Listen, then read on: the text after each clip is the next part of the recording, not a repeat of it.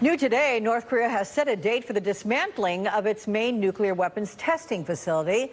The North's Ministry of Foreign Affairs says the ceremony will take place on May 23rd and again on May 25th. And news coverage of the actual test site will be restricted to journalists from China, Russia, South Korea, the UK, and the U.S. Joining me now, Congresswoman Barbara Lee, California Democrat. Welcome back to the broadcast, ma'am. I'm curious, are you pleased with these apparent concessions by Kim Jong-un and things that he's doing ahead of the planned summit with the president in just a few weeks? First, let me say that I have always supported diplomatic initiatives, denuclearization of North Korea, and really opening direct talks. So steps leading up to the June 12th negotiations, I think, are very important. But I don't have any illusions that these negotiations are going to be easy, when, in fact, they're going to be very difficult. Easy, difficult, or permanent? I mean, how do you feel about that, given history? I have really some concerns about this being permanent, only because I do know that Kim Jong-un and his family want nuclear weapons. I mean, that's their goal. Now, the question is, can we really use these negotiations to try to narrow the scope of their program?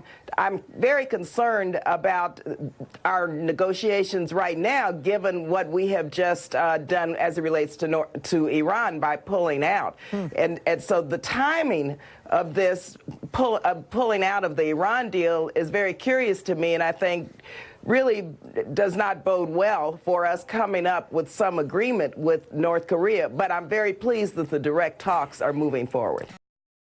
I'll take a listen to Secretary of State Mike Pompeo when asked by a reporter if he thought Kim is rational. Here it is.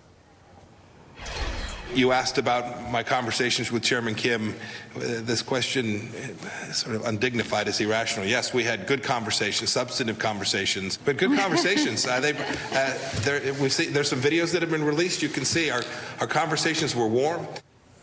Why is the question undignified when the Trump administration, the president himself, has portrayed Kim as unstable? What should we take away from this kind of rebranding of Kim?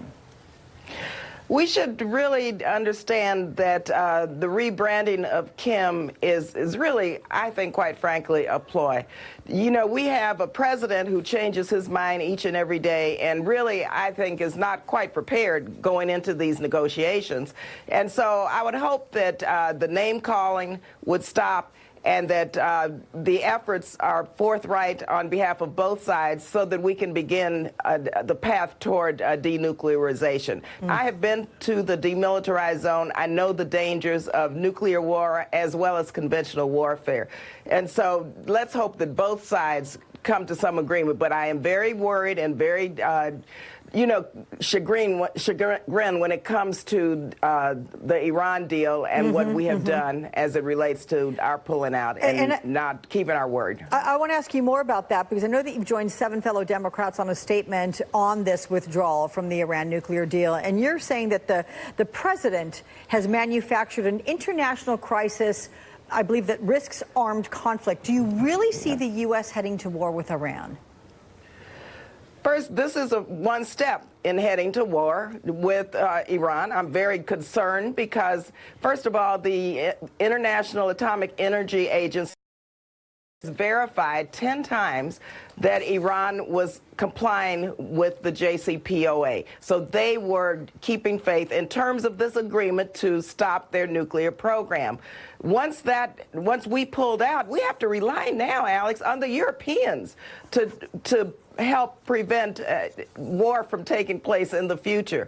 And so I'm extremely concerned that this is a step backwards and, in our efforts to achieve global peace and security, and a step forward in, unfortunately, unleashing what could be a terrible spiraling of events in the Middle East that could lead to a war.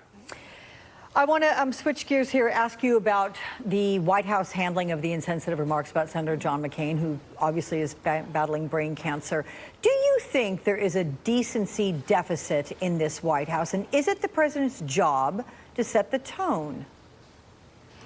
It's a decency deficit, but these people act in an unethical, immoral way each and every time every day that we know of something that's taking place. This president has created an environment that's really, quite frankly, toxic. People think they can say anything, do anything, and that's why it's so dangerous.